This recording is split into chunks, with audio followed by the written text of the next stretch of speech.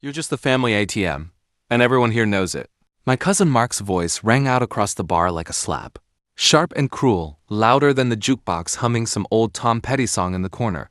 And the worst part wasn't the words themselves, but the timing how he said it right after I had offered to pick up the tab for my uncle's birthday dinner.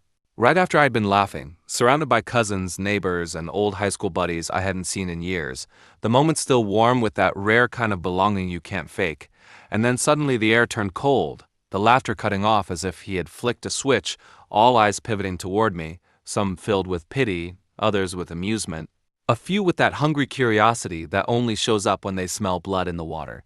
And I just sat there frozen with my wallet still in my hand, the bartender half reaching for it, before my fingers curled back and I realized Mark had been waiting for this. Waiting for me to be the guy left holding nothing but shame while he smirked, and everyone tried to figure out whether to laugh or look away. Before we get deeper into this story, make sure you're subscribed, and tell us in the comments where in the world you're listening from. My name is Daniel Carter. I'm 36 years old, born and raised in Columbus, Ohio, and for most of my adult life I've been the guy people could count on, the one who shows up, who covers the check when it's awkward, who lends the truck when somebody needs to move, who grinds through 12-hour days just to make sure the bills get paid and nobody in the family falls behind. And maybe that sounds noble on paper, but when you live it, it's exhausting, like trying to run a marathon with other people clinging to your back, and you can only carry them so long before your knees buckle. What nobody in that bar knew, and what Mark sure as hell didn't know when he tried to humiliate me, was that I had been quietly building something for myself, something that didn't just make me the family ATM, but had the potential to change everything. And while I won't reveal exactly what that was yet, I'll just say this. I've always been better at keeping records than people assumed. And sometimes the smallest piece of paper, the kind you crumple up and toss aside without thinking, can hold more power than a shouted insult in a crowded room. That night, though, I didn't say a word back. I just raised my glass, forced a half smile, and let the whiskey burn its way down like gasoline poured on a flame I wasn't ready to ignite. You learn real fast in moments like that silence can cut deeper than any comeback, but still, inside, I was bleeding. Columbus isn't New York or LA, but it's big enough to have all the little pockets of pride and insecurity that families love to weaponize, and mine was no different. My dad's side had always been obsessed with status, who had the bigger house, the fancier car, the more respectable job, while my mom's side leaned on tradition, Sunday dinners and holiday rituals, and 100 small expectations that, if you didn't meet them, made you the ungrateful one. Somewhere in the middle of all, that was me, the guy who went to Ohio State because it was close and affordable, who worked construction jobs in the summers, who skipped vacations so my younger brother, Adam, could go on the band trip to Florida, who didn't complain when my folks asked if I could help cover mom's medical bills, and who, over time, became the safety net everyone pretended wasn't there until they needed it. It's funny how families can rewrite history right in front of you, how the guy who put in the most work can somehow end up being the selfish one when he finally says no. And I think maybe Mark's little outburst at the bar wasn't just about me paying for dinner. It was a preview of something bigger, the kind of storm you can feel in your bones before the sky even changes. On the table that night sat a bowl of peanuts, stale and oversalted, the kind you only eat because they're there, and I kept rolling one between my fingers, thinking about how something so small could make you thirsty enough to keep ordering drinks, a built-in trap disguised as generosity. That peanut became a strange little symbol for me, a reminder of how my family operated. Give you something cheap up front that keeps you reaching for your wallet later. And it struck me even then that I was tired of playing the thirsty guy in their game. Maybe it sounds stupid to assign meaning to bar peanuts, but when you've been pushed into humiliation by someone who knows exactly where your soft spots are, you start looking at every detail as a metaphor. After the birthday dinner wound down, after the laughter returned but never quite reached me again, I drove home with the windows down despite the Ohio chill, letting the night air slap me awake, and my mind kept replaying Mark's words. Family ATM. It was the kind of phrase that sticks, like gum on the bottom of your shoe, and I knew it would follow me into Thanksgiving, into Christmas, into every gathering where I'd walk in and feel eyes on me, measuring whether I'd keep playing the part they'd assigned. My apartment was small but mine, a 2-bedroom walk-up on the edge of downtown, close enough that I could walk to the office if I wanted, though most days I drove my old F-150, a truck I'd had since my 20s, dented but loyal. I poured another drink when I got home, sat at the kitchen table, and flipped open the folder I kept tucked in the drawer. The one nobody knew about. The one that held every blueprint. every receipt, every contract draft for the business I had been pouring my energy into for the last 3 years. Coffee shops by day, spreadsheets by night, weekend trips to scout locations while my family thought I was just working late again. They didn't know, and I didn't want them to know, not yet. Ambition is fragile in its early stages, like glass that hasn't cooled, and I wasn't about to let their doubts shatter it before it hardened. There's a saying I've carried with me since my early 20s. Trust is just credit without a contract, and when you extend it too long, you go bankrupt. That night, staring at my plans, I realized I had been extending trust like interest-free loans to people who never intended to pay me back. Another line I keep reminding myself: loyalty doesn't mean letting yourself be used. It means standing with the ones who stand with you. But the third one, the hardest earned, is this. Betrayal doesn't happen the first time someone hurts you. It happens the moment you realize they enjoyed it. Mark had enjoyed it. He wanted me to hurt, wanted the spotlight on my shame, and that made him dangerous in a way money alone couldn't explain. I didn't know then exactly how my family would sabotage my business, but I could feel it coming, like an itch under the skin you can't scratch. And I promised myself, with that peanut still in my pocket from the bar, yes, I had shoved it in there almost without thinking, that when the time came, I'd use every record, every receipt, every overlooked detail I had been saving. My revenge wouldn't be loud. It wouldn't be a barroom shout. It would be precise, patient, and final. But for now, all I did was take a deep breath, finish my drink, and remind myself of one last truth.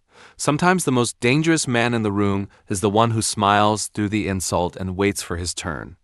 The next morning, I woke up with that familiar taste of whiskey and regret coating my tongue, the kind of dryness that no amount of tap water could shake, and I dragged myself to the kitchen, flipped on the coffee maker, and listened to it hiss and gurgle like an old friend who didn't judge, because coffee had always been my anchor, the one ritual that kept me steady through layoffs, breakups, late nights, and early mornings. And as I took that first bitter sip, I couldn't help but think about how much calmer I felt with a mug in my hand than I ever did with my family around a table. Maybe that's why I had built the business idea around coffee, not just as a drink but as a culture, a space, a place where people like me, tired, overworked, but still hopeful, could come and recharge without feeling used. I wanted to create something authentic. Not another chain that treated customers like numbers, but a shop that remembered your name, your usual order, the way you tapped your foot when you waited. That morning, though, as I sat at my small table with my coffee steaming and the peanut from the bar still sitting there like some strange talisman, I couldn't ignore the gnawing feeling that someone in my family already suspected what I was working on, and that suspicion could become poison if I wasn't careful. Families are funny that way. Sometimes they root for you, but more often they root against you, quietly hoping you'll fail so they won't have to face their own lack of ambition. I saw it in Mark's smirk, in Adam's silence whenever I mentioned long nights at work, in the way my parents still asked when I was going to settle down and get a real job, as if the salary I made consulting wasn't enough proof that I could hold my own. The first sign of sabotage came not with fireworks, but with whispers. A week after the bar incident, I went to a zoning meeting at the city office. Just another box to check before securing the location I'd been eyeing for months. A corner spot with great foot traffic and enough square footage for both a cafe and a roasting area. And when I walked in, the clerk gave me a look I didn't recognize, half sympathy, half amusement, and handed me a packet of concerns that had been filed by anonymous citizens. Concerns about traffic, noise, environmental impact. It was laughable, really, considering the location was already zoned for retail and had been a pawn shop before it went vacant. But there they were, printed neatly, stapled together, clogging up the process. And the strangest part? The phrasing in those documents sounded familiar, like the kind of half-educated rambling I'd heard from my Uncle Gary at Thanksgiving dinners when he went off about city overreach and noise ordinances. It was sloppy but strategic enough to delay my permit. A week's delay meant another week of rent bleeding into my savings, another week of explaining to my landlord why I needed just a little more time. I left that office with the packet clutched in my hand and my jaw tight, and as I got into my truck, I realized that the whispers had begun. Somebody in my family had tipped off Gary, maybe even written the damn complaints for him, and the only reason they'd know enough details to do that was if someone close had been talking. That narrowed the suspects to 3: Mark, Adam, or my mom, who had a way of telling everyone everything without realizing it.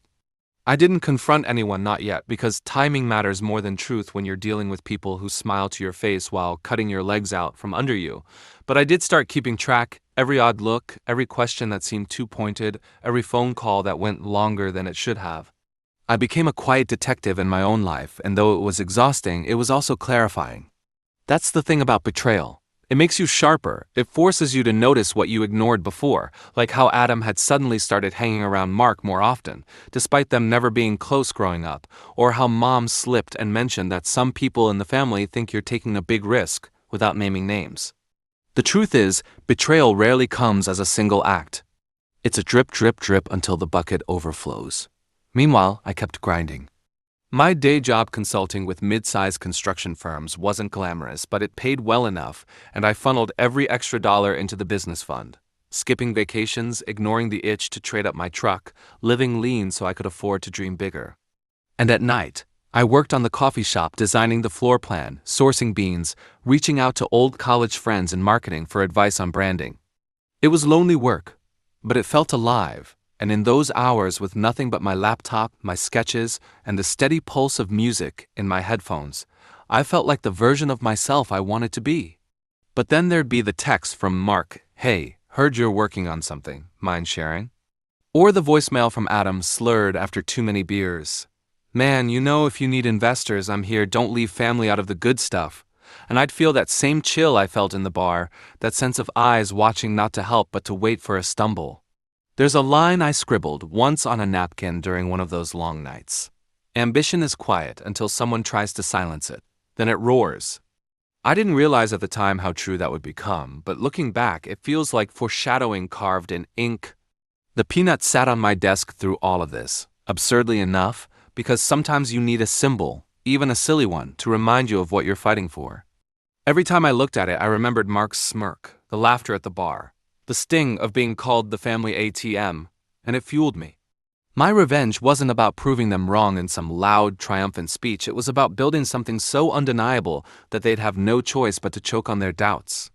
Still, the sabotage kept escalating. Emails I never sent somehow ended up in my boss's inbox. Reminders about deadlines I had already met, as if someone was trying to stir trouble in my day job too. And when I traced the metadata, because yes, I'm meticulous like that, it led back to a shared laptop Adam had borrowed from me years ago. The login still tied to my accounts. That was when I knew. My own brother. My own blood. He wasn't just whispering.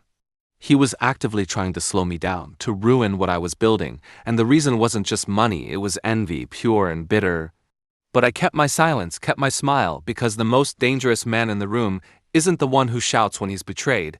It's the one who waits until the knife is fully buried, then pulls it out at the right moment and turns it back.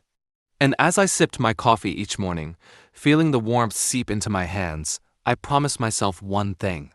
They thought I was the family ATM, but soon enough, they'd realize I was the one keeping the receipts. 2 weeks later, the first real blow landed. Not in private where I could lick my wounds in peace, but in front of the very people I had been hoping to impress, and the way it unfolded felt almost theatrical, as if my family had been rehearsing their lines behind my back and finally decided it was opening night, and I was cast as the fool. It was a Saturday afternoon at a local business showcase, one of those community center events where entrepreneurs set up booths to pitch their startups, network with potential investors, and test their ideas in front of real people. And I had been looking forward to it for months, saving up just to afford the table fee, designing a simple banner with my logo Carter Coffee Co., and bringing along sample bags of beans I had sourced from a small roaster in Michigan. I remember the smell of the beans filling the air, warm and nutty, mingling with the scent of hot pretzels from a vendor across the aisle, and for the first time in a long while, I felt proud. Felt like maybe I was finally stepping into the life I'd been building in secret. People came by, tasted the coffee, asked questions, and even a few local cafe owners stopped to chat about wholesale possibilities. I was in my element, shaking hands, making notes, riding that rare high when ambition feels real enough to touch. And then, just as I was answering a question about my roasting process, I heard a voice that made my stomach drop atoms, slurred just enough to tell me he'd started drinking before noon, but clear enough to cut across the room. "You guys know he's using Mom and Dad's money for all this, right? It's not even his." The room went quiet the way only a Midwestern crowd can, polite but deadly, That subtle shift from curiosity to judgment, and suddenly eyes that had been interested turned skeptical, narrowed, calculating. I froze, my pen still hovering above the notepad, and looked at Adam, standing there with Mark at his side. Both of them smirking like hyenas circling a wounded deer. I wanted to shout that it wasn't true, that every cent had come from my own savings, my own sacrifices, my own sleepless nights, but I could feel the doubt spreading like smoke through the room, and I knew words wouldn't clear it. "Our Danny boy here," Mark added, his voice smoother, more rehearsed. "He's always been generous with family money, you know? That's why we call him the ATM." Laughter rippled, not loud, not unanimous, but enough. Enough to sting, enough to burn the edges of my pride in a way I knew would scar. I saw one of the cafe owners I'd been talking to exchange a glance with her partner, the kind of glance that says we don't need this drama, and they quietly slipped away, leaving the sample bag I'd given them untouched on the table. And there it was, the sabotage wasn't just whispers anymore. It was public, humiliating, designed to undercut me in the one place I had dared to stand tall. I swallowed hard, forced a smile, and tried to recover, telling the small crowd that my business was privately funded, no family loans, just hard work and a vision, but the damage was done. Once a seed of doubt is planted in public, it grows faster than truth. I wrapped up early, packed my bags with shaking hands, and drove home with that peanut still rattling in the coup folder of my truck, like some cosmic joke, mocking me with its hollow weight. I didn't cry. I don't remember the last time I did, but the silence in that drive was heavier than tears, and I kept hearing their voices, the word ATM echoing over and over, a label I couldn't scrape off no matter how hard I tried.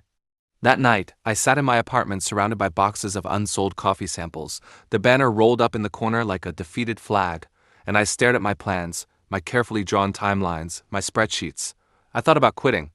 I thought about how easy it would be to just fold, to let them win, to go back to being the quiet guy who covered the checks and never made waves. But then I poured myself another cup of coffee, sat back, and let the bitterness hit my tongue like a challenge. Coffee had always been the constant in my life, and I realized in that moment that I couldn't let them ruin it for me, couldn't let their jealousy turn my dream into another family anecdote they could laugh about over beers. So I made myself a promise as solid as any contract. I would not only build this business, but I would make sure they paid for trying to destroy it. And not in some petty, shouting match kind of way. No, I wanted something cleaner, sharper, something that would leave no doubt who had won. The funny thing about humiliation is that it sharpens your vision. Once you've been stripped bare in front of others, you stop caring about appearances and start focusing on strategy. I remembered the packet of complaints at the zoning office, the mysteriously leaked emails at my day job, and now this public ambush at the showcase, and a picture started forming. This wasn't random. This was coordinated.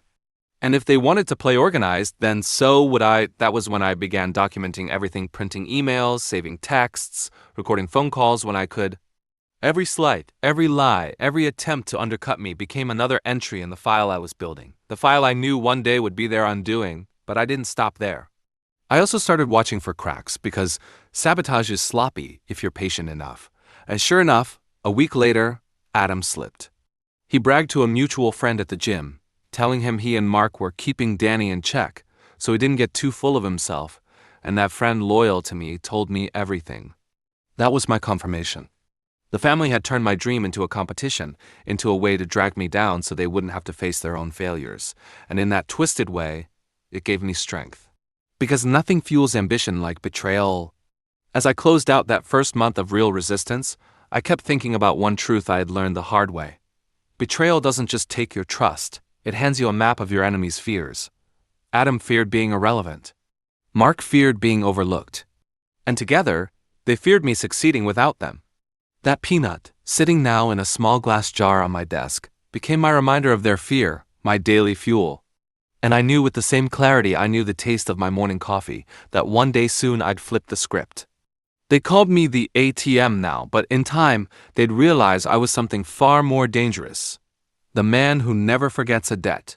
The weeks after the showcase felt like living with a stone in my shoe. Every step forward carried a sting, small enough to ignore if I distracted myself, but constant enough to remind me something was wrong.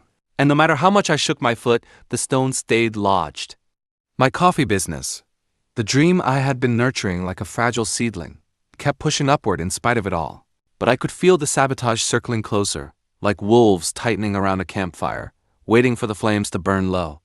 I spent mornings in the office pretending to care about consulting contracts, while my mind sketched floor plans and vendor lists in the margins of my notes. Afternoons sneaking away to meet with suppliers, and nights drinking bitter coffee alone in my apartment, staring at my spreadsheets until the numbers blurred. My phone never stopped buzzing, though not with encouragement. Adam leaving voicemails about opportunities he could bring me if I just cut him in. Mark texting about concerns he'd heard through the family grapevine. Mom asking if I really had the money for all this, or if I was secretly gambling with her retirement. Each word landed like a dart, and I started realizing that the humiliation at the showcase hadn't just been about that day. It had been a public trial balloon, a way to test how far they could go before I pushed back. And because I'd stayed silent, because I'd swallowed my pride and packed up my banner without throwing a punch, they'd taken it as permission. That's when the sabotage got professional. It started with my bank. I'd set up a small business account months before, carefully separating my consulting income from the money earmarked for Carter Coffee Co. And one morning I logged in to find a freeze notice. Someone had reported suspicious activity.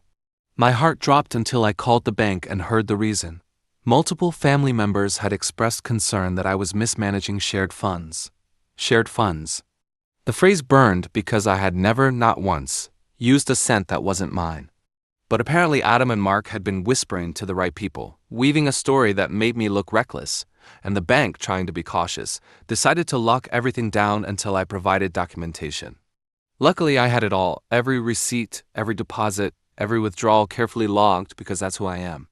And though it took 3 tense weeks of paperwork and meetings, the account was reopened. I told myself it was just another hurdle, another test, but deep down I knew this wasn't going to stop. The family had decided I was getting too close to success, and now their mission wasn't to slow me down, it was to stop me completely. The irony is that those 3 weeks turned me into someone sharper, leaner, hungrier than before. Every morning, I'd slam back black coffee, lace up my sneakers, and run the streets of Columbus before sunrise, the cold air biting my lungs but sharpening my focus. On those runs, I thought about every insult, every doubt, every whispered betrayal, and I let it fuel me. Pain isn't permanent, I'd mutter to myself between breaths. But proof is. Proof became my religion. Every contract signed, every supplier email, every zoning update, I kept it all, building a fortress of evidence so airtight that no lie could break through. And yet, I also knew something they didn't. I had my own quiet ace, a secret advantage I hadn't played yet, one tied to paperwork they had long forgotten existed, the kind of overlooked detail that could topple their entire house of cards when the time was right. I didn't reveal it, not even to myself out loud, because I knew timing mattered. But just knowing I had it, that I wasn't as vulnerable as they thought, kept me moving forward when the walls felt like they were closing in. The family gatherings during this time were like walking into a theater where everyone had already rehearsed their parts except me. Thanksgiving especially burned. We sat around the table, the turkey steaming, the football game playing faintly in the background, and as I carved a piece of white meat, Mark leaned in with that same smirk from the bar and said, "So how's the little coffee hobby going? Or is it more of a midlife crisis project?" Laughter trickled down the table like oil on fire, even from people who hadn't been at the showcase, proving that the story had spread, that the humiliation had been repackaged into a family joke. I wanted to throw my fork across the room, to stand up and remind them that every holiday they'd eaten at this table in the last decade had been partially funded by me covering bills they didn't even know existed, but instead I just smiled, chewed, and let the silence hang. Mom tried to cut the tension by passing me the gravy, but even her eyes had that flicker of doubt now, like she wasn't sure if her son was ambitious or delusional. That was the cruelest cut of all, not the lies themselves, but the way they infected even the people I loved most, turning them into skeptics. After dinner, I slipped outside with a cup of coffee. Always coffee, my shield, my weapon, my comfort, and stood in the November chill, watching my breath mingle with the steam. Adam joined me, hands stuffed in his pockets, reeking of beer, and he said something I'll never forget. "You're not the only one with dreams, Danny. Some of us just don't get the luxury of chasing them. So don't be surprised if people make sure you don't fly too high." He walked away before I could respond, but the words stuck. Not the threat itself, but the bitterness underneath. It wasn't just about money or status. It was about envy, about the humiliation they carried from their own failures, and about how my success would shine a light on their lack of it. That's when I finally understood. They weren't sabotaging me because I was reckless. They were sabotaging me because I was proof that they could have been more. And envy is the most dangerous fuel of all because it burns forever. Back at my apartment that night, I pulled out the jar with the peanut inside and set it next to my coffee mug. A joke of a symbol, but also a promise. They thought they had reduced me to an ATM, to a punchline, to a cautionary tale whispered at gatherings. But what they didn't realize was that every time they tried to bury me, they were just planting me deeper in the soil, and like that peanut, I'd sprout when they least expected it. I swore to myself then, I wouldn't just survive this. I'd win. And when I did, I'd make sure they tasted the same bitterness they'd forced on me, spoon by spoon, until they choked on it. The thing about sabotage is it doesn't always come with a bang. Sometimes it comes with the quiet flick of a switch, the kind of interference you don't notice until the lights go out and you're standing there in the dark, wondering how long they've been planning it. And for me, that moment came just as Carter Coffee Co. was finally about to step into the world. I had locked down a lease on the corner spot after months of paperwork battles, the kind that almost broke me, but also proved to myself that I could fight City Hall if I had to, and the space was raw but perfect brick walls, big front windows that let the sun flood in every morning, enough room for the espresso machines I'd saved for, and a roasting area in the back where the smell of beans could roll out and pull people in off the street.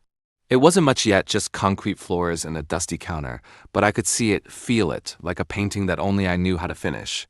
I spent nights on my knees laying tile, weekends covered in sawdust, my truck bed filled with lumber and secondhand furniture. Every hour I wasn't at my day job poured into shaping that space into something real, and for a little while I let myself believe the hardest part was over. Then the letters started arriving. Anonymous complaints again, this time about unsafe wiring, about unsanitary conditions, about failure to disclose investors. Each one forced an inspection. Each inspection delayed me, and though the inspectors mostly shrugged and signed off, the cumulative effect was devastating: time lost, money drained, energy eaten alive. I knew whose fingerprints were on it, even if their names weren't, and the worst part was they were smart enough to make it look like concern, like community vigilance, when in reality it was family resentment weaponized with a pen. But the real knife came a month before opening day. I had lined up a tasting event, a soft launch to build buzz, invited local business owners, college friends, even a few small-time investors who'd expressed interest after the showcase fiasco. I'd spent weeks planning the menu: sample lattes, cold brew flights, pastries from a bakery across town, and for once, I felt like things were aligning. Then, 2 days before the event, I got a call from the health department. A complaint had been filed that I was operating without proper permits, hosting illegal gatherings, even serving untested products to the public. My stomach sank as the inspector explained they'd have to shut down the event until the matter was cleared, and as I hung up the phone, I knew, with the kind of certainty you can't fake, that it was Adam. Not just because of the timing, but because of the phrasing. He had mocked me at Thanksgiving about midlife crisis projects and health risks, and now those same words were staring at me in official ink. It was the kind of sabotage that didn't just delay me, it branded me with suspicion, tarnished my reputation before I could even prove myself. Calls and texts poured in from people I'd invited, some sympathetic, some politely backing out, and I sat in that empty shop the night the tasting should have happened, surrounded by boxes of untouched beans. The smell of coffee so thick it felt like a cruel joke, and I wondered how much more I could take. But here's the thing about being publicly humiliated again and again. You either break or you build armor, and I wasn't about to let them break me. I pulled out my notebook, the one where I tracked every incident, every delay, every word that didn't add up, and I added this one to the list. The file was getting thick now, and the thicker it got, the calmer I felt, because I knew one day it would be their undoing. Proof doesn't rot, proof waits. Still, the bitterness gnawed at me, and one night after too much whiskey, I finally called Adam, my voice steady but sharp, and asked him straight, "Why are you trying to ruin me?" There was silence at first, then a laugh, low and mean, and he said, "Because you think you're better than us, Danny. Because you forgot who fed you, who bailed you out when you were broke in college, who gave you rides when you didn't have a car. You think you built this all by yourself? You didn't. You owe us." And then he hung up. I sat there with the phone pressed to my ear long after the call ended, shaking, Not because of his words, but because of how warped they were. How he had rewritten history in his head so thoroughly that he believed it. The truth was, I had been bailing him out for years, paying his overdue rent, covering his bar tabs when he promised to pay me back, and never did, letting him borrow my truck until he crashed it and left me with the bill. But in his mind, I was the one in debt. That was the moment I stopped thinking of Adam as my brother. From that night on, he was just another obstacle, another enemy in disguise. The sabotage didn't stop there. A week later, my supplier called to say someone claiming to represent me had canceled my orders. I scrambled to fix it, to reassure them it wasn't me, and though they believed me, I could hear the hesitation in their voices. Reputation is fragile in business, and my family knew it. They weren't just trying to bleed me dry, they were trying to make me radioactive. Still, every morning I brewed my coffee, black and scalding, and I told myself the same thing. Pain isn't permanent, but proof is. And I had proof. I had records of Adam's emails sent from my old laptop, of Mark's fake complaints at zoning, of the phone call I'd recorded where Adam admitted I owed the family. I didn't know exactly how I'd use it yet, but I knew one thing for certain. When the time came, I wouldn't need to shout. I just dropped the file on the right desk, the right courtroom, the right investor's lap, and let the truth burn them alive. The peanut still sat in its jar on my desk, absurd and sacred all at once, and every time I looked at it, I remembered that bar, that smirk, that word at TM that had started this whole war. They thought I was just a machine they could punch for cash. But machines don't feel anger, don't plot revenge. I wasn't their TM anymore. I was their reckoning, and one day soon, they'd find out exactly what happens when you try to sabotage a man who's been carrying everyone's weight his entire life. The breaking point came on a night I'd been dreaming of for years, the night the grand opening of Carter Coffee Co. was finally set to happen, and I can still feel the way my hands shook as I flipped the sign on the door that morning, the way the smell of freshly roasted beans hung thick in the air like a promise, the tables polished, the chalkboard menu written in my best careful script. Every detail painstakingly laid out because I wanted it to be perfect. Not just for me, but for the idea of myself I'd been fighting to keep alive. The crowd gathered early friends, neighbors, a couple of reporters from the local paper who'd promised to do a write-up, even some students from the college who'd heard about free samples, and for a moment, just a fleeting moment, I felt something close to joy. Like maybe, despite everything they'd done to me, my family hadn't been able to stop me. But joy, in my life, never lasted long. Half an hour into the opening, when the line stretched out the door and my baristas worked with that nervous, frantic rhythm that always comes with first days, I noticed people whispering, pulling out their phones, frowning at screens, showing each other something. And then I heard the first ugly laugh, the kind that cuts deeper than a scream, and someone muttered, "Man, you see this. What a fraud!" And my stomach dropped before I even knew what it was. Then a customer walked up to the counter, phone in hand, and shoved it toward me, saying, "This you?" On the screen was a video, uploaded that morning, already climbing with views, a video of me, not just me, but carefully spliced clips of my life, pulled from God knows where, edited to make me look like a cheat, a thief, a liar. There was footage of me counting cash in my apartment, framed to look like I was hiding money. Footage of me arguing with Adam, cut to make it sound like I admitted to stealing from my parents. Old, half-drunk voicemails I'd left late at nights, strung together to make me sound unstable. And over all of it, a voice over Adam's voice, calm and steady, explaining how his troubled brother had stolen from the family for years, how Carter Coffee Co. was funded by lies, how I was drowning in debt and desperate to cover it up by scamming the community. My knees went weak, my mouth dry, and for a second I couldn't breathe, because it wasn't just sabotage, it was character assassination, public and permanent, delivered in the middle of the one moment I'd clawed my way toward. The effect was immediate. People who had been ready to order turned around and left, whispering. The line dissolved into confusion. The reporters closed their notebooks, exchanged looks, and slipped outside to call their editors. My baristas stood frozen, unsure whether to keep working or walk out. One woman, a neighbor I'd known since childhood, shook her head at me with disappointment so sharp it made me want to vomit, as though she'd already decided the video was truth. And all I could do was stand there, my palms flat against the counter, forcing myself not to crumble, not to scream, not to run after the people leaving. Because what good would it do? They'd seen the video, they'd heard the lies. Perception is reality in this world, and my family knew it. I stumbled into the back room, locked the door, and sat on the floor while my heart pounded in my ears, watching as messages poured into my phone. Friends asking if it was true, investors pulling out of meetings, distant cousins sending sarcastic texts, like, "Guess the ATM's out of cash." Huh? It was the peanut bar all over again, but magnified 100 times, because now it wasn't just a family joke in a smoky tavern, it was the whole damn town watching me be dismantled in real time. I don't know how long I sat there before I finally dragged myself back out, only to find the shop half empty, the floor littered with half-drunk cups, the hum of excitement gone, replaced by silence thick as a graveyard. My baristas avoided my eyes, muttering excuses about needing to check schedules, and I knew they wouldn't be back. By nightfall, Carter Coffee Co.'s first day was over, and in every way that mattered, so was my reputation. I closed the register, counted the pitiful cash, and stared at it until my vision blurred, not from exhaustion but from the rage building inside me, rage so hot it felt like it could set the walls on fire. And in that rage, I realized something I hadn't let myself admit before. They weren't just trying to sabotage me. They wanted me erased. They wanted the world to believe I was nothing but a parasite, so that every sacrifice I'd ever made for them would look like a con. Every dollar I'd ever handed over would look like theft. Every achievement would be tainted. And maybe for a night they had won. Maybe in the eyes of everyone who saw that video, I was the villain. But here's the truth they didn't count on. Humiliation is not the same as defeat.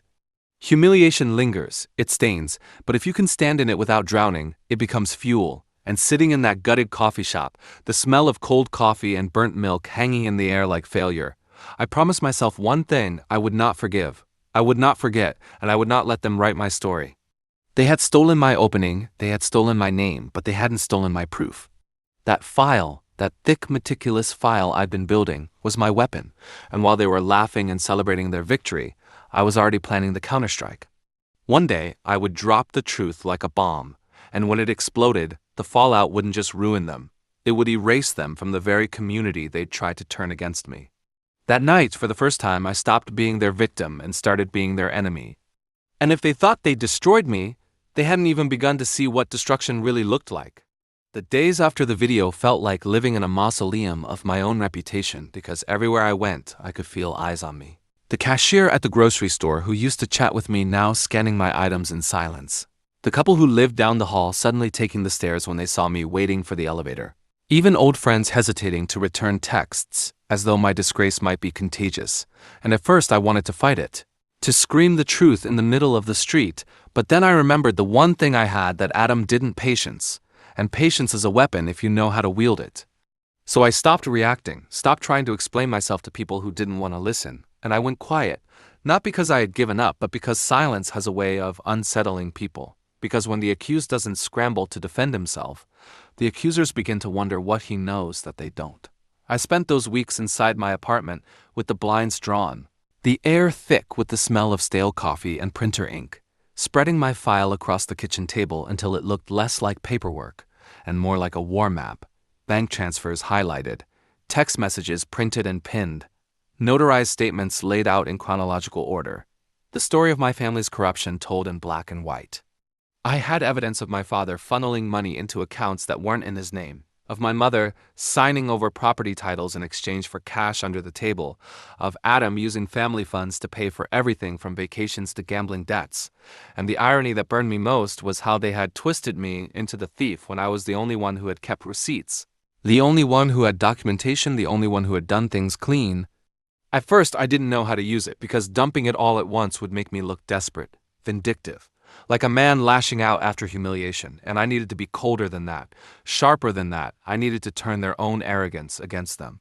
So I started small with a letter, anonymous of course, slid under the door of a local reporter whose work I respected, a woman known for chasing corruption stories in City Hall, the kind of journalist who didn't blink at threats or pressure. Inside the envelope, I left just one document. A notarized copy of a deed transfer that showed my parents selling off land they didn't legally own to a developer, complete with forged signatures. No explanation, no accusations, just the document itself and a note that said, "Ask whose name is really on the deed." I imagined her opening it, curiosity sparking, and I knew reporters like her couldn't resist a breadcrumb trail. I didn't wait for a response, didn't try to control the narrative.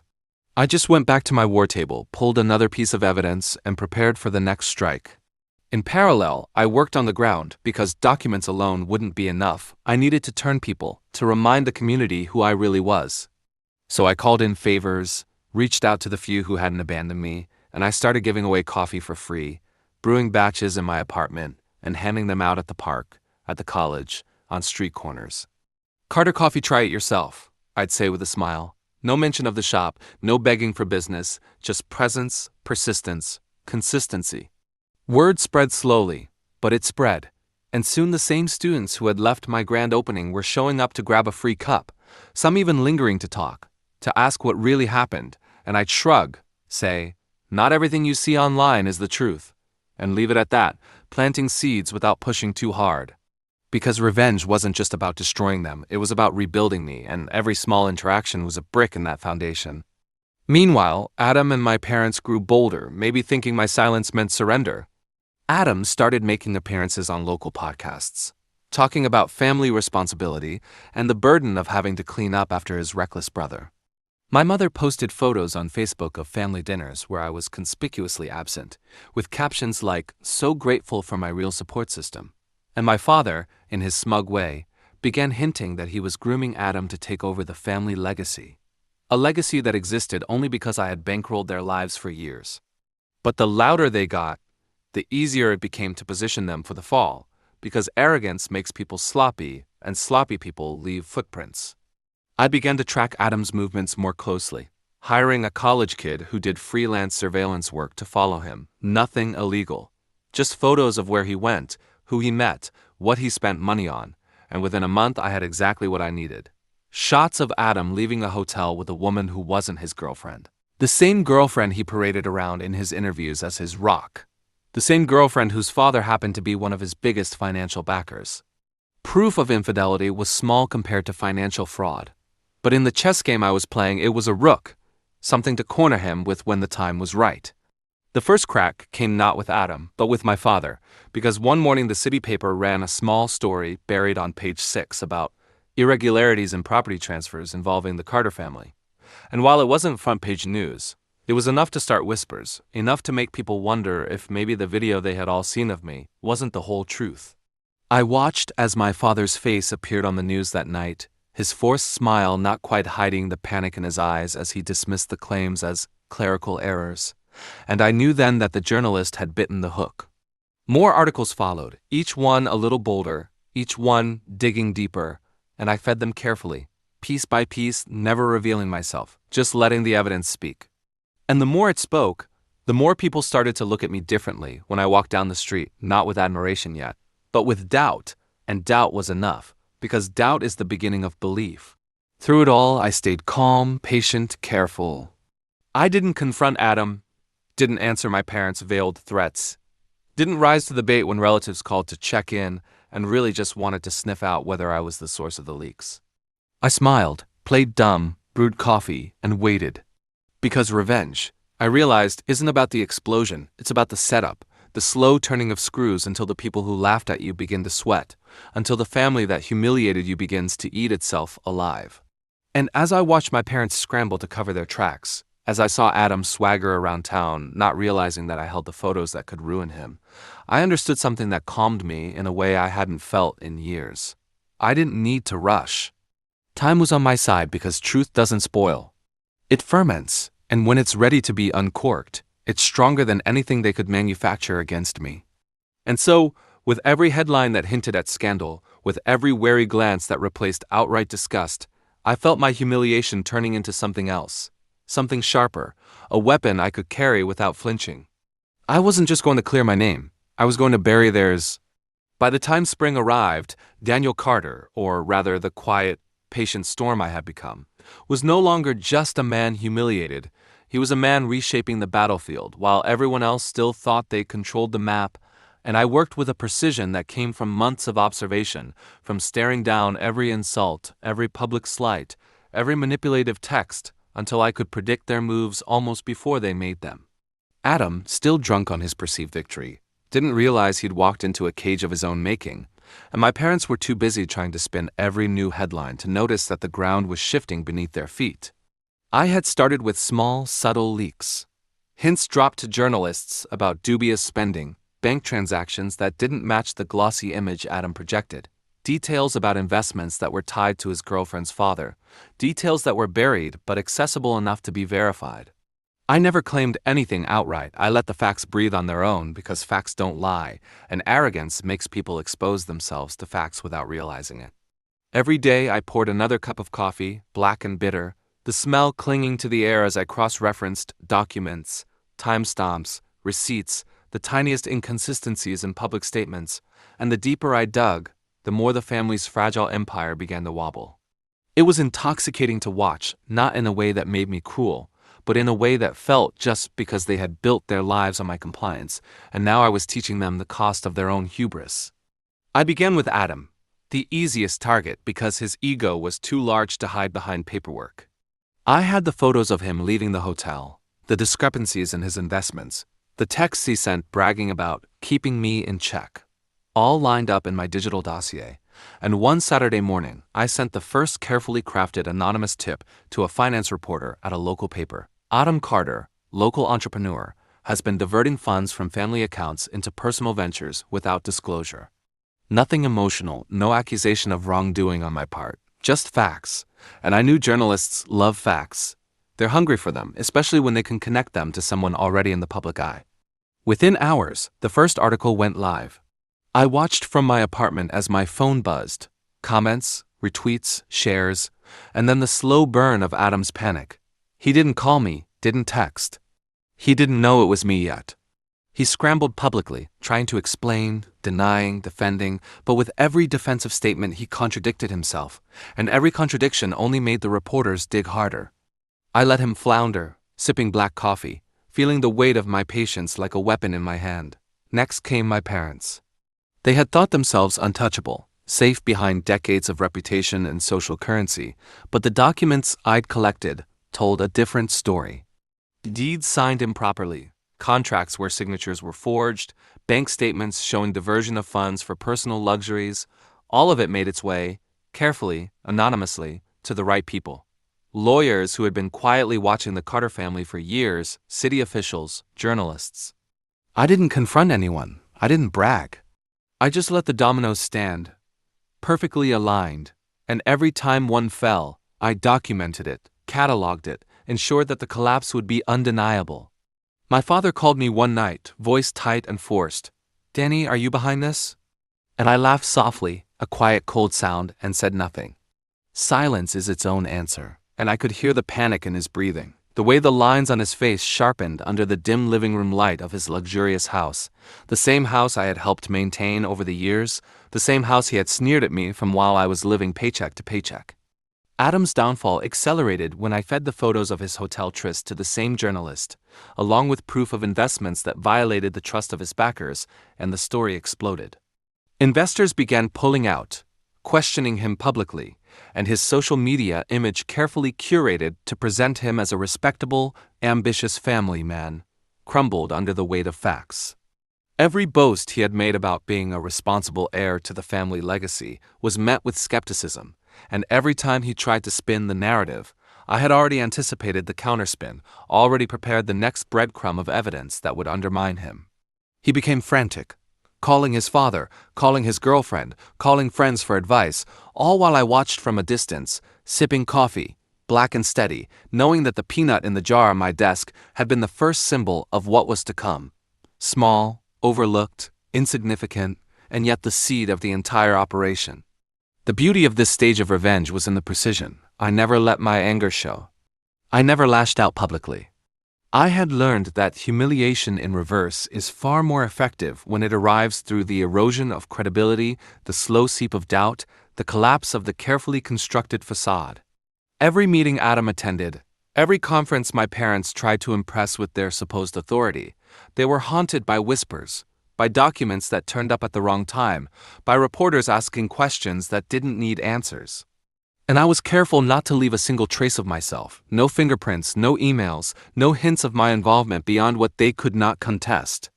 Every misstep they made was their own doing, every exposed secret a reflection of their arrogance, and watching it all unravel felt like finally seeing the scales fall from the eyes of a man who had been blinded by betrayal for too long.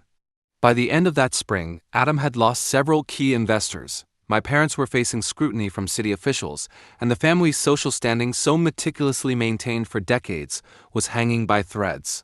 And yet, I didn't celebrate. I kept brewing coffee, kept documenting every move, kept the peanut jar and my black cup close at hand, because the final moves were coming, and the one piece of evidence I had held back, the legal clause buried in a contract they had all ignored, would be the nail in the coffin, the hidden weapon that would ensure total collapse.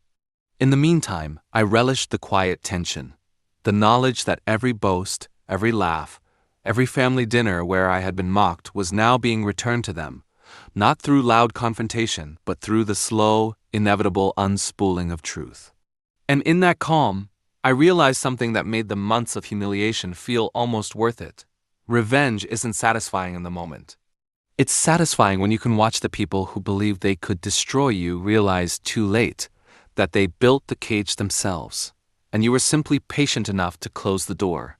By the time summer rolled in, the air was thick with tension, but I had learned to breathe it in like oxygen, because I knew the storm was about to hit, and patience had sharpened me into something they could never anticipate. A quiet predator who had already mapped every escape route, every weak link, every hidden flaw. My secret advantage, the overlooked contract clause I had discovered while reviewing old family agreements for legal inconsistencies, was the linchpin of the entire operation, and I hadn't revealed it to a soul, not even in thought, because I knew the moment it surfaced would be irreversible. I had spent weeks confirming every detail, cross-checking bank statements, notarizing affidavits, even consulting a lawyer anonymously to ensure there was no loophole they could exploit, and now it was time. I started by sending Adam a carefully worded email, written in a tone neutral enough to seem like a friendly nudge from a concerned associate, pointing out a potential legal discrepancy in one of his investment deals, one that, if ignored, could trigger serious consequences. I knew he'd read it, feel the first flicker of panic, but not recognize the hand behind it.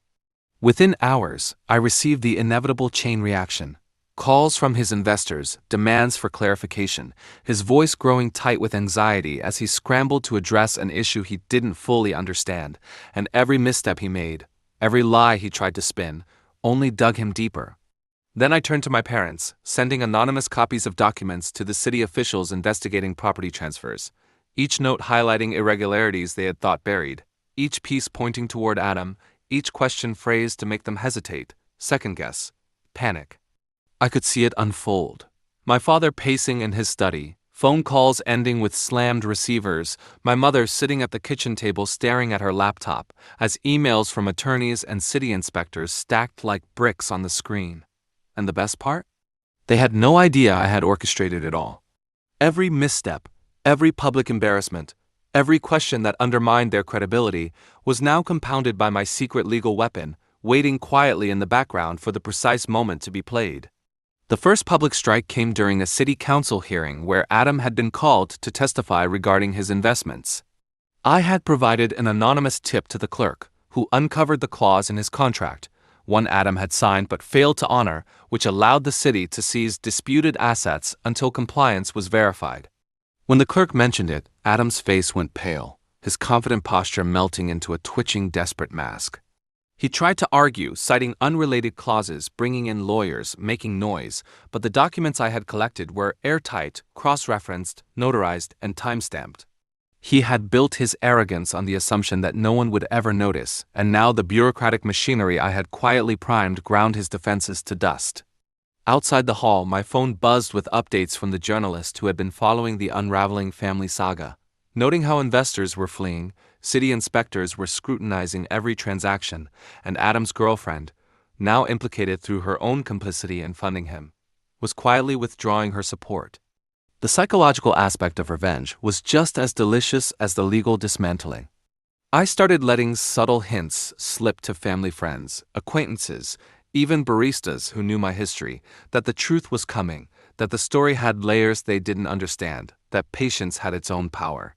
Whispers grew into speculation, speculation into tension, and tension into panic within the household that had laughed at me just months before. My parents, who had tried to mold me into a cautionary tale, were now pacing their own halls, murmuring about what they should have done differently, about the timing of documents, about the signatures they should have checked twice. I stayed in the background, brewing black coffee, the smell like a ritual of focus and fortitude, the peanut jar a symbol of my resilience, a reminder that small seeds can grow into forests, that tiny overlooked details can carry the weight of entire empires. By the time the final dominoes were lined up, Adam was no longer a threat in the traditional sense. He was a pawn of his own failures, caught between investors, city inspectors, and legal obligations. My parents were reduced to frantic strategists, trying to contain the chaos, but every solution they attempted only made the problems worse because I had accounted for every variable, every possible defensive maneuver. And then, the moment I had been waiting for arrived. The clause, that secret legal hammer, was finally invoked in a formal filing with the city court. It was precise, concise, cold, every word crafted to ensure maximum effect, without the need for any personal confrontation. I watched from my apartment as emails and letters went out, as notices arrived at the family estate, as the foundations of arrogance cracked under the weight of bureaucracy. The satisfaction was not in yelling or humiliation, it was in the inevitability, the quiet certainty that they could no longer manipulate or deny the truth. Even Adam's attempts to retaliate fell flat because I had foreseen them. I had recorded and stored every call, every email, every threat, every boast, and each one became another piece of the web I had spun around them. When he tried to claim I had orchestrated it, the evidence I had already sent to journalists, lawyers, and city officials proved otherwise, and his credibility collapsed like a house of cards. The peanut, the black coffee, the careful documentation, the months of silence, the patient observation, all of it had led to this moment.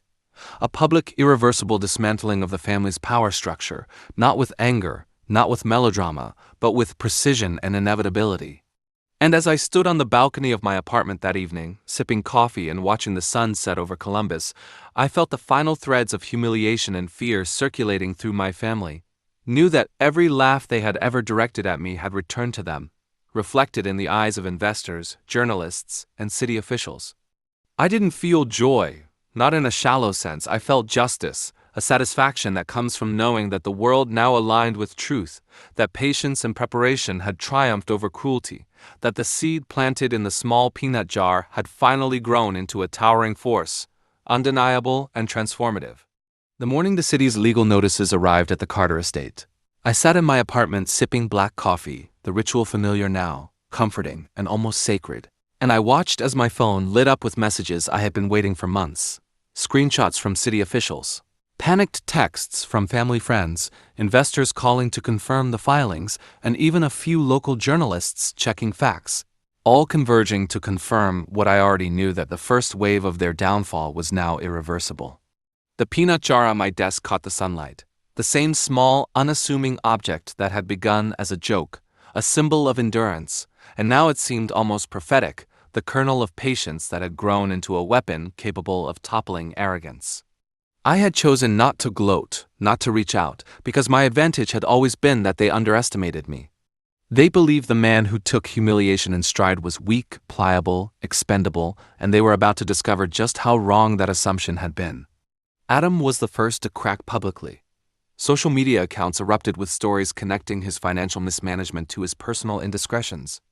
Journalists pieced together timelines showing discrepancies in his claims, and investors began withdrawing their backing, some quietly, some with statements that effectively ruined his public credibility. I had predicted their every move, accounted for their defenses, and the collapse was beautifully inevitable, a slow-motion spectacle built entirely on truth and patience. Then came the formal press conference. I never do. I let the city officials, the journalists, the legal documentation, and the mounting public scrutiny speak for me, because when facts are undeniable, presence becomes irrelevant. Adam stood at a podium, trying desperately to spin the narrative, flanked by my parents, who looked like they'd aged decades in a week.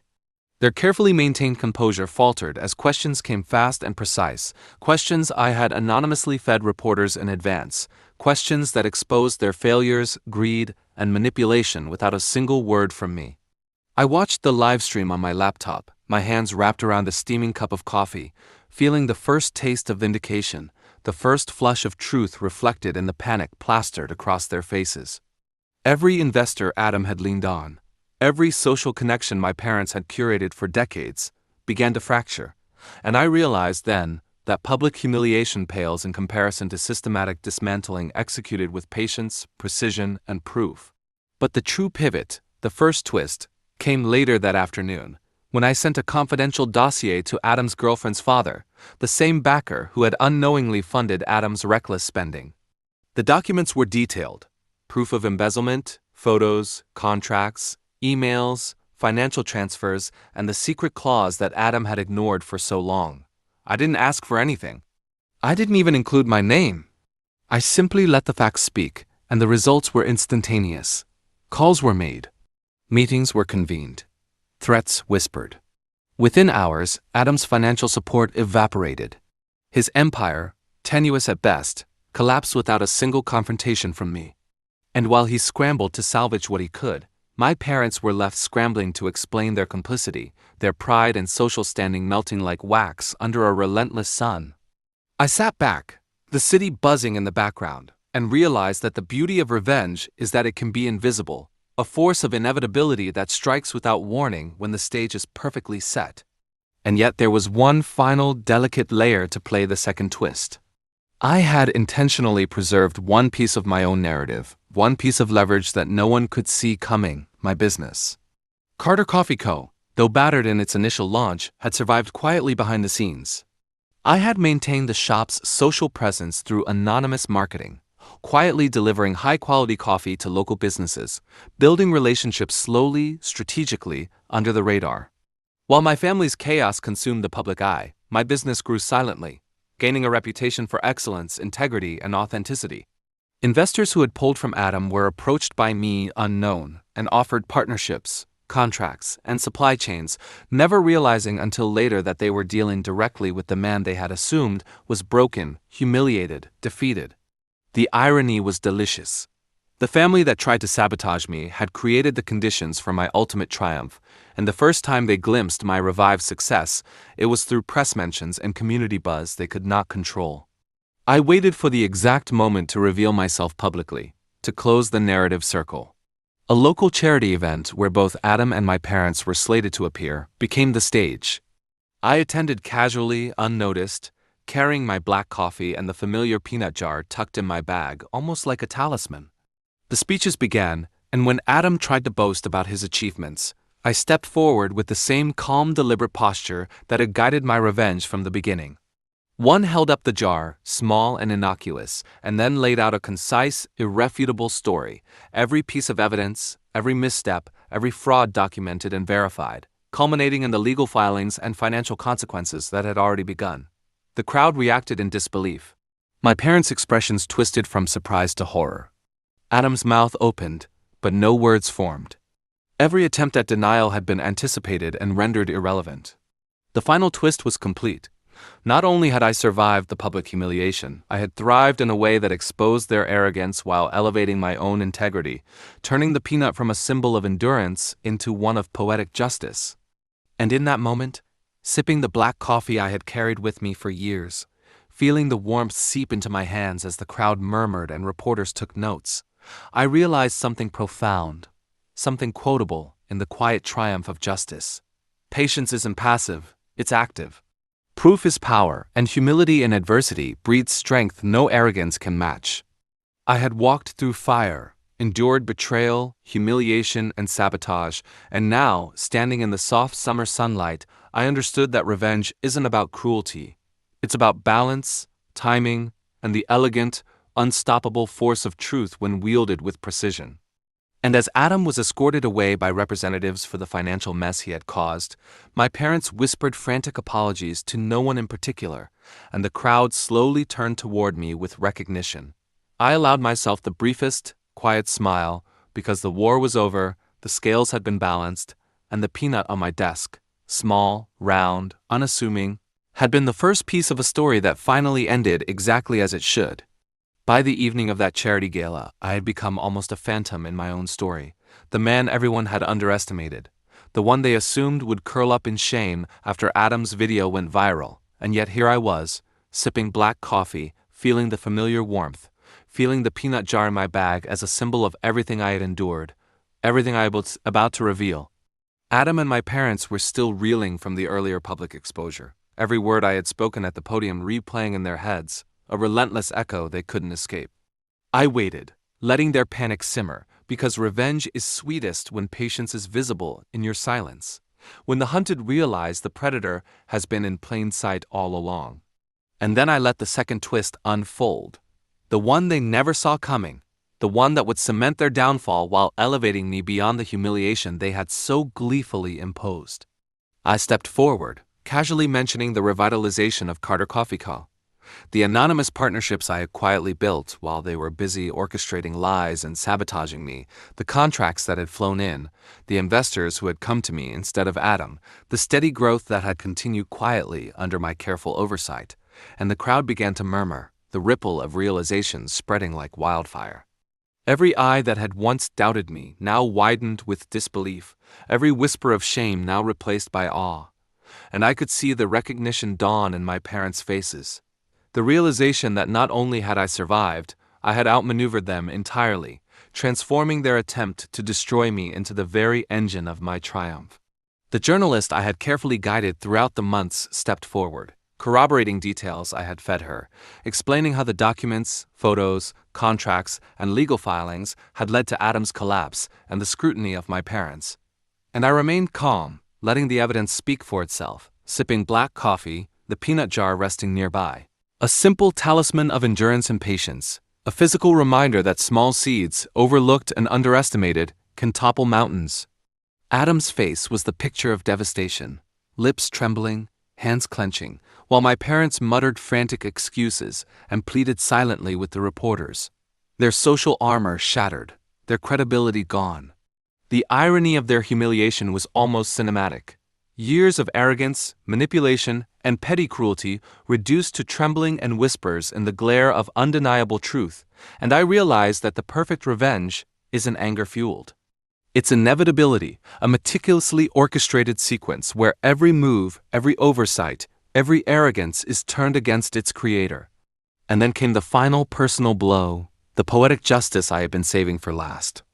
I held up the peanut jar in my hand, the symbol of my resilience, and recounted in a quiet voice that carried through the hall the story behind it. How, as a kid, I had hidden peanuts in my desk at school to save for later, how my family had mocked me for my small, cautious ways, calling me cheap, slow, and overcautious, yet those same habits, attention to detail, patience, foresight, had allowed me to survive every attack, anticipate every sabotage, and emerge victorious.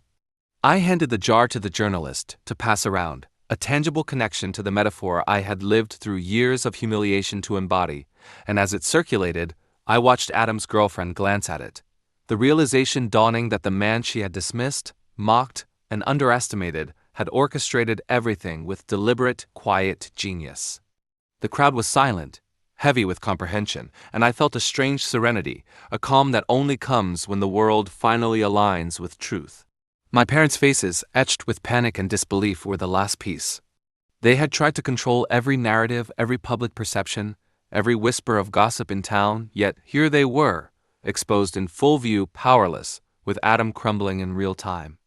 Their whispers of "Danny, please," went unheard, irrelevant now because the system I had used, the legal filings, the journalist's diligence, the silent work I had done behind the scenes, ensured that no appeal, no backroom deal could reverse the outcome. They had been undone by the very hubris that made them believe I was weak, by their arrogance in assuming I would never prepare, never plan, never anticipate the technicalities that would guarantee their collapse. And in their horror, I felt no joy in cruelty, only the satisfaction of justice served, precise, cold, and inevitable. And then, for the final layer of the double twist, I revealed my business quietly but clearly. Carter Coffee Co. had not only survived, it had flourished. Contracts I had quietly secured under anonymity were now public knowledge, investors seeking to partner with the company once assumed dead now lining up, community support swelling, and the irony wasn't lost on anyone. My family had spent years sabotaging me financially and socially, and yet by the time the world noticed, the very foundation they tried to destroy had become the instrument of their own downfall. Adam and my parents were left grasping at nothing while I had built something tangible, respected, and admired. The black coffee in my hands, a symbol of endurance, the peanut jar a testament to patience, and the knowledge that every insult, every betrayal, every humiliating moment they had inflicted on me had been used as fuel to achieve this inevitable victory. The murmurs of the crowd, the clicks of cameras, the murmurs of journalists connecting the dots, all coalesced into a single undeniable truth. I had survived, I had thrived, and I had exposed the arrogance, deceit, and cruelty of those who had believed they could destroy me. I allowed myself a moment to smile, quiet and controlled, knowing the lesson had landed. Patience, proof, and precision outweigh arrogance and cruelty, and small, overlooked symbols, the peanut, a cup of black coffee, meticulous documentation, can wield more power than brash words, reckless accusations, and short-sighted malice. Adam and my parents were left in ruin, and the audience, the town, the community, and even investors understood that the man they had mocked had not only reclaimed his dignity, but had also imposed justice in a way that was permanent, undeniable, and poetically complete. As the sun set, casting long shadows over the gala, I finally felt a weight lift, a sense of closure that had nothing to do with vengeance in the moment, but everything to do with the equilibrium restored, the balance achieved, and the world reminded that betrayal carries consequences that patience, foresight, and quiet determination can magnify into irreversible justice. I took one last sip of black coffee, held the peanut jar close for a fleeting second, and knew that the story, my story, had ended exactly as it should.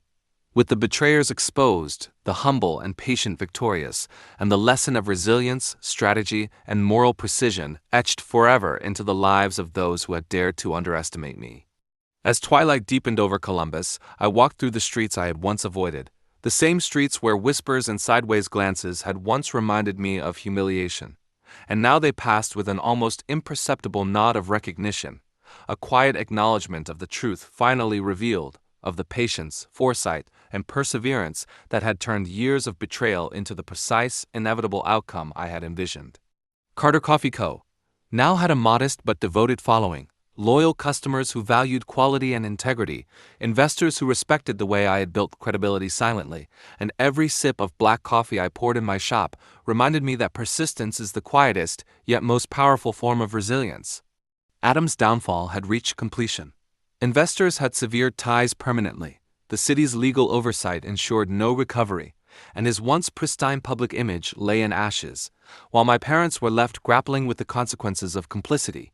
Forced to navigate social and legal fallout, they could neither spin nor control, and the irony was a living, breathing satisfaction, because the family who had mocked and undermined me for years now existed in a world my careful preparation had built without them. The peanut jar, now empty, sat on the counter of my shop, a symbol no one could have guessed would carry so much meaning. Yet it represented everything: endurance, foresight, small overlooked details, and the quiet patience that had transformed every moment of humiliation into ammunition, every slight into leverage, every failure into a foundation for success. In the weeks that followed, I allowed myself small human pleasures. Quiet walks in the park where I once handed out free coffee to students, the smell of roasted beans filling the air, a reminder that the simplest acts build reputations as much as grand gestures. Casual conversations with neighbors who once avoided me, now greeting me with polite curiosity. The satisfaction of watching Adam's public statements unravel under scrutiny, his frantic attempts to claw back relevance futile, and my parents' faces whenever I visited family events, carefully orchestrated to remind them that their hubris had consequences. They could no longer gaslight or belittle me, and I found a quiet serenity in that final inversion of power. The meticulous evidence I had collected, the legal filings, contracts, emails, photographs, remained archived, a safety net, but also a record of the story they had tried to write over mine, now irreversibly corrected. And as I brewed another cup of black coffee one morning, letting the aroma fill the apartment I had reclaimed for myself, I reflected on the journey, the humiliation, the betrayal, the slow, deliberate rebuilding, and realized that revenge had never been about cruelty or malice. It had been about balance, patience, and justice delivered with precision. Community support began to flourish in ways I had not anticipated. Word of Carter Coffee Co.'s resilience spread. People who had been spectators to the family drama now visited the shop, curious, appreciative, and genuinely supportive, and I realized the irony was beautiful. While Adam and my parents had attempted to sabotage me, they had inadvertently created a narrative that only amplified my eventual credibility, because the public perceives survival under injustice as evidence of integrity, and every small, thoughtful gesture, every cup of coffee, every handwritten note to a partner, every measured public appearance solidified the truth that the man they had humiliated was not only intact but thriving. The metaphor of the peanut, once trivial, now seemed prophetic. Small, overlooked, underestimated, yet capable of carrying enormous weight when applied with patience and care, and it reminded me daily that details matter, that foresight is a weapon, and that quiet resilience is a more lethal force than any overt confrontation. There were moments of introspection that could have easily dissolved into bitterness. Moments when I recalled Adam's smug laughter, my parents' cold glares, the public video that had made me a mockery, and I felt the sting briefly, a human reaction to betrayal, but I let it pass because I had learned that emotional mastery is part of ultimate victory. I reminded myself that humiliation is temporary, evidence is permanent, and patience compounds power, and those principles guided me through interactions with friends, business partners, and the curious public. I shared no gloating statements. My satisfaction was quiet, internal, measured, and reinforced by observation. The subtle, undeniable shift in social and financial power that no one could ignore, the way whispers of my vindication traveled faster than any public statement.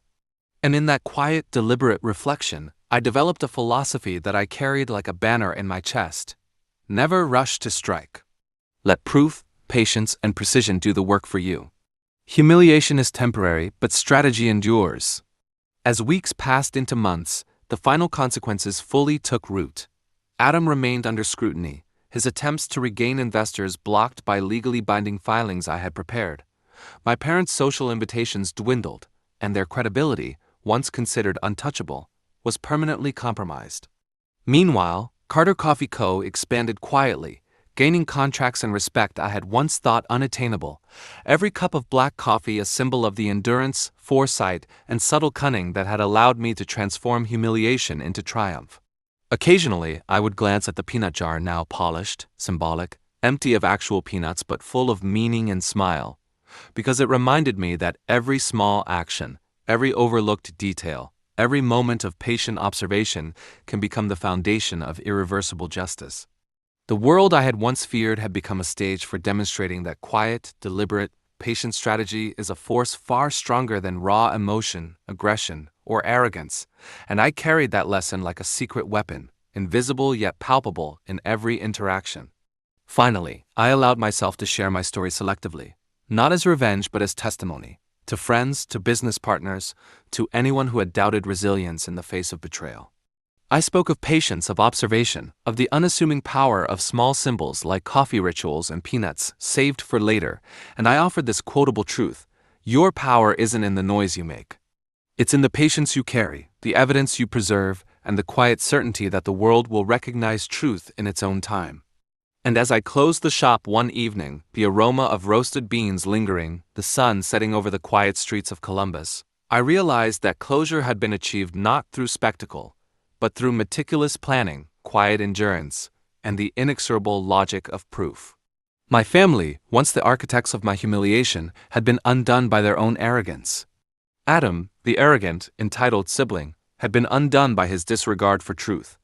And I, the man who had been underestimated, had emerged with dignity, respect, and the enduring knowledge that patience, precision, and integrity create victories no mockery can destroy.